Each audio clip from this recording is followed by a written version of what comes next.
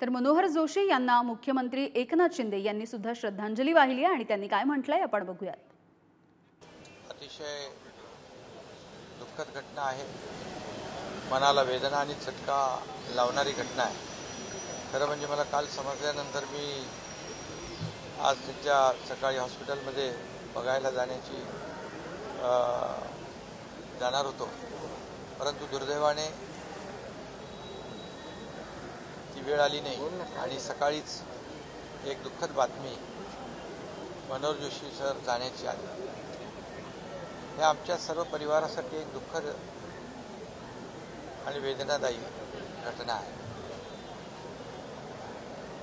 बाळासाहेबांवर प्रचंड प्रेम आणि निष्ठा असणारे नेते मुख्यमंत्री असताना बाळासाहेबांना अपेक्षित असलेला महाराष्ट्र घडवण्यासाठी त्यांचं मोठं योगदान आहे।